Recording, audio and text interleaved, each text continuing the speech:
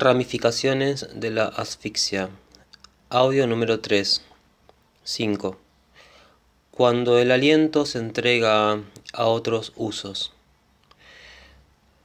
La baba del caracol arrastra todo lo demás, arrastra como un río los pequeños residuos, las cosas que no quisimos olvidar, pero nos olvidaron a nosotros, esos objetos queridos que alguna vez soñamos con tener, como si el tener fuera algo en sí mismo, como si el tener no fuera más que una garra que desgarra aquello que va cayendo y lo somete a un sufrimiento último que nos hace sentir una especie de llenura del ser.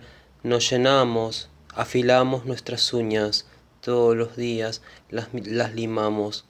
Las manos deben estar siempre limpias, las uñas afiladas, cortas y largas a la vez, bien limpias, prestas a desgarrar a la presa en el momento justo en que la cacería está dando un mal resultado. Todos somos esos soldados, como una reserva juvenil que se impacienta y se va a tomar en los bares simplemente por una necesidad, por un alivio, aliviar el estrés cotidiano del esperar esa guerra que en algún momento comenzará.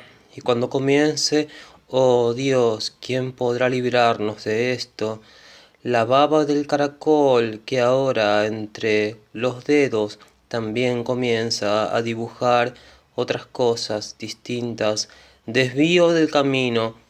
Cuando uno se desvía del camino, siempre se desvía de forma contradictoria, una forma sin sentido. Desviarse del camino es como predecir una caída del cometa que ocurrió hace 1000 años. Lo contrario de la predicción, la antedicción. Ante la dicción de aquella boca que pronuncia palabras tan odiables, yo prefiero el silencio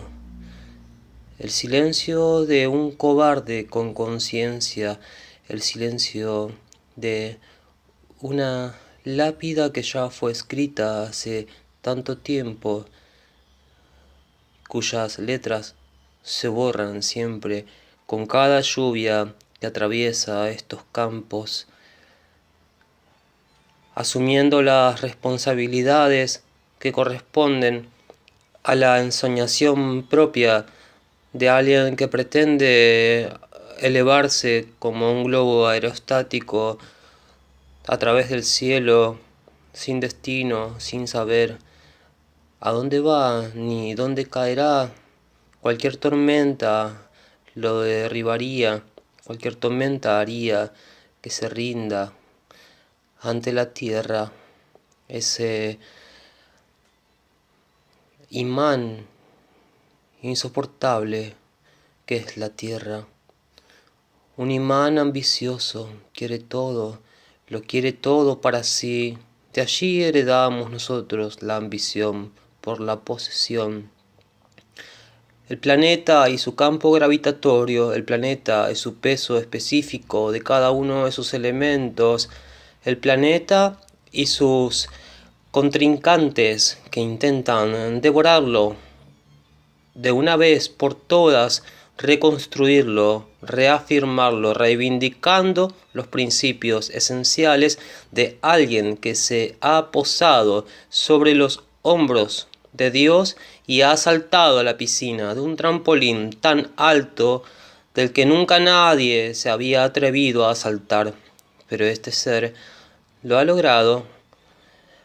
Saltó y dio unas vueltas impresionantes antes de caer al agua de la vida, ser lanzados, autolanzarse, la autoacción, un auto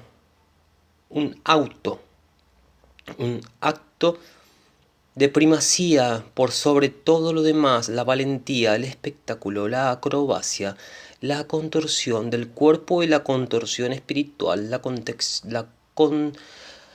contorsión del lenguaje, la contorsión de los sentimientos, una contorsión cada vez más rara, cada vez va regurgitando o rumiando o masticando o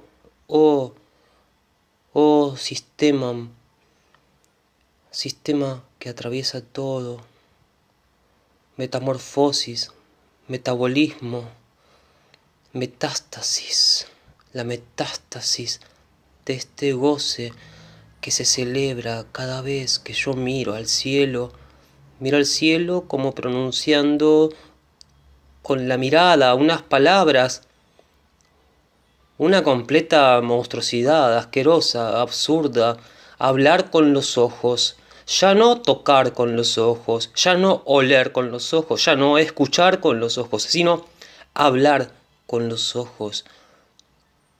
Esas bolas brillantes conectadas con otras bolas brillantes allí arriba, en un instante preciso, en un instante acabado, en su puesta en escena, yo contactando mis ojos con una estrella.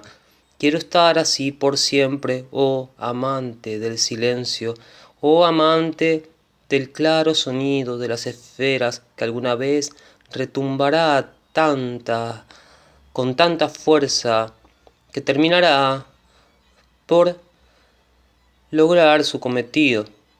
Al fin ese sonido licuador prevalecerá por sobre todas las cosas. Al fin todos los proyectos se derrumbarán. Al fin entenderemos. Ese deseo de comprensión es el que nos tiene atónitos, atados, ataviados en costumbres que ya no son lo que eran: el uso del tenedor y del cuchillo, los saludos, los besos, los abrazos, la proxemia consuetudinaria, la proxemia en cada lugar distinto. Somos distintos: el otro, el uno, los demás, el aquel, el recién llegado, el residente. La carpa del circo que se levanta en cada lugar en su gira,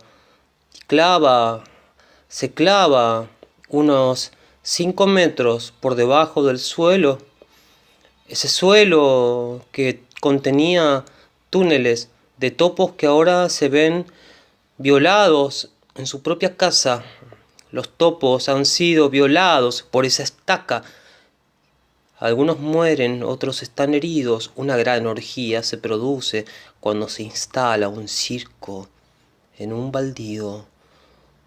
Ese circo de mala muerte que explota a sus trabajadores y a los que reclaman una paga, simplemente los desecha, los mata en un rincón alejado de la ciudad.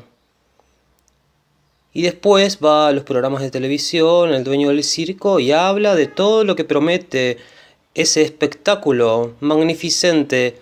Un espectáculo que nos ha dejado sin aliento tantas veces, como si jugara con nosotros, como si nos invitara a morir. Una pequeña muerte, una pequeña eyaculación, un pequeño orgasmo, una insatisfacción permanente, como chocando la cabeza contra la pared. Esa es la imagen. Siempre dando el espectáculo, chocar la cabeza contra la pared una y otra vez, como si no pudiéramos romperla de una vez por todas.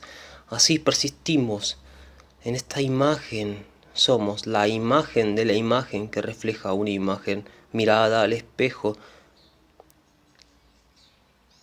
hasta que nos alegremos de todo esto, hasta que no nos alegremos de todo esto, y hasta que no podamos no alegrarnos de todo esto. Así, ese último hálito se repetirá una y otra vez, ese eterno retorno del ritual hasta que se efectúe de una manera efectiva. 6. El aeróbico resorte del silencio. Masco este chicle como quien mastica la posibilidad de un posible lanzamiento de una bomba atómica sobre toda la Tierra, como quien se detiene por un minuto ante el sol y lo mira sinceramente, con tal sinceridad que el sol deja de brillar para comunicarse verdaderamente con ese que se atrevió a mirarlo por primera vez, porque nadie nunca ha mirado el sol, por más instrumentos que tengamos, nunca hemos mirado al sol. El compás se termina y comienza otro compás.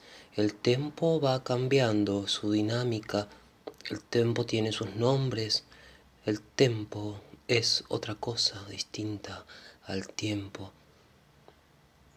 Así, sin embargo, este queda completamente cuadriculado por el reloj.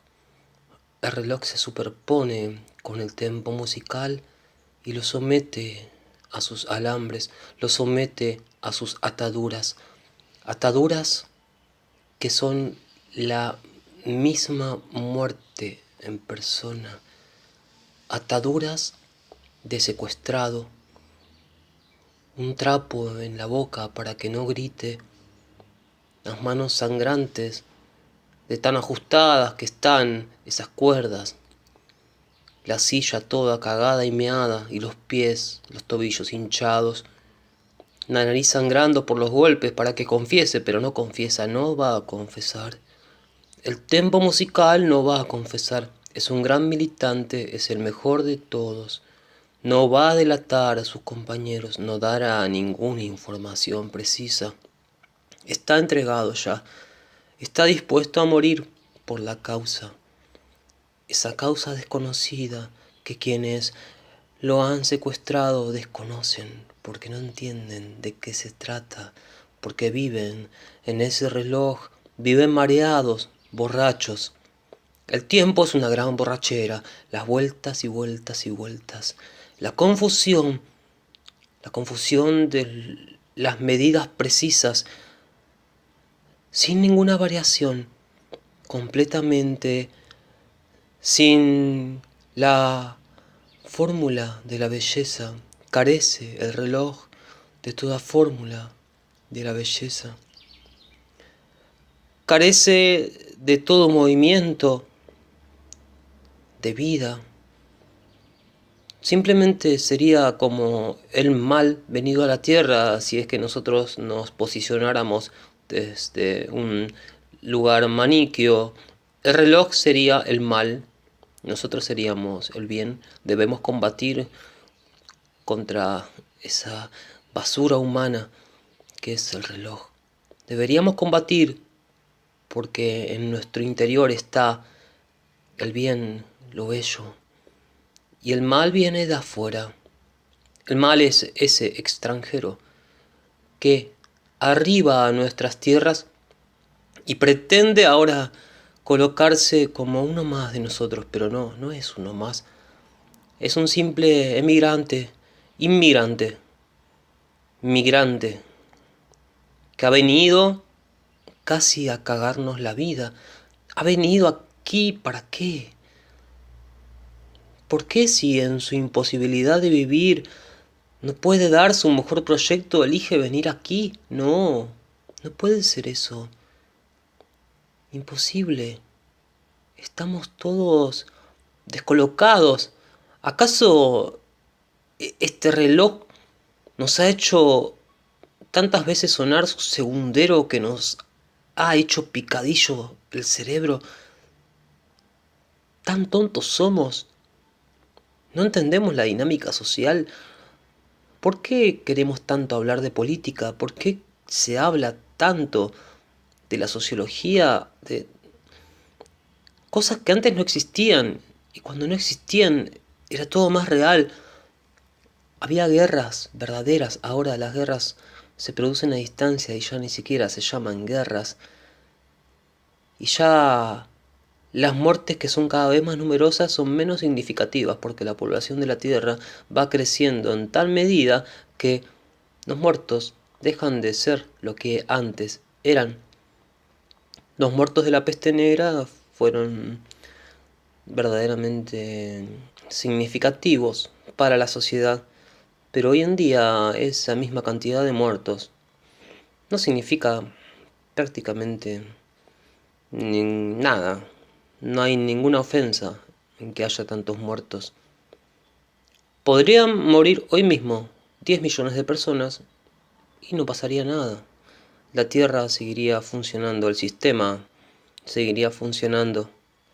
Es más, habría más trabajos para las funerarias, los herederos de los muertos invertirían en el consumo, en los mercados internos correspondientes a cada uno de los reinos nacionales en los que estamos ahora divididos, tan absurdamente, tan olvidados, anestesiados, sin historia. Nos pensamos que eso siempre existió. ¡Qué ridiculez! ¡Cuántas ridiculeces! Ahora, hablando en serio, no es que antes no estuviera hablando en serio, pero digo que hay que mencionar un hecho importante. Hay que mencionar también la necesidad de sentir dolor. Sentir dolor es importante para nosotros, porque cuando sentimos dolor nos sentimos vivos. Ahora, ¿a qué le llamamos vida? Ese es otro tema distinto. Vida tal vez le llamemos a una perpetua contradicción que en contracción intenta resolverse siempre en fracaso, fracasadamente. Ese es el sentido de la latencia. Eso que late y late, pero nunca aparecerá a la luz. Nunca subirá a la superficie como una superación de los estadios anteriores. Es el gran crimen, el mayor crimen. Eso que oprime, que impide que la latencia se convierta en una acción que salga a la superficie de una vez por todas, la admisión de las condiciones verdaderas en las que estamos sumidos como sociedad, esas condiciones que nos condenan a suprimirnos a nosotros mismos y a los demás, partes de un engranaje que nos habla de decidir por nosotros mismos, de tener una voluntad, y nos proclama individuos, como si cada uno fuera algo tan distinto del otro y se distinguiera de tal forma que no hay punto de comparación. Y si lo vemos desde una escala mayor, todos hacemos siempre más o menos lo mismo y es tan degradante para nuestro espíritu saber esto, y sin embargo es cierto. No nos diferenciamos, nadie se diferencia de nadie. Esa ilusión del sujeto, esa ilusión que simplemente actúa como un dispositivo para una producción eficaz de la sociedad, para una producción eficiente en la economía, participar. Y cada vez ya con las demandas del diálogo, de la participación, se van ampliando las posibilidades para acrecentar aún más esa ilusión que se va perpetuando con el principio de que todos somos distintos pero iguales y de que todos vivimos en paz, como si la paz fuera el principio, cuando el principio en realidad es la guerra. Ya lo dijo Heráclito, no existe el equilibrio es falso, es la muerte, el equilibrio es la conservación.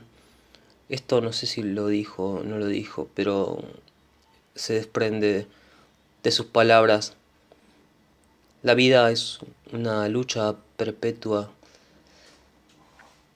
Así que las personas que hablan de mantener el equilibrio y de siempre buscar el punto medio y de permanecer en paz, en realidad nunca me caen bien porque son personas que nunca podrían decir nada interesante, en el sentido de que nunca podrían discutir nada hasta llegar al punto de verdaderamente colocarse en una posición y defenderla.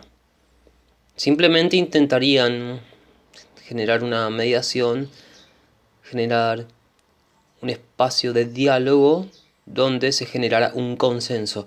Y ya sabemos que cuando se genera un consenso, siempre pierden las posiciones débiles, que son las últimas posiciones, que serán las primeras. Los últimos serán los primeros, y así por siempre, por los siglos de los siglos. Amén.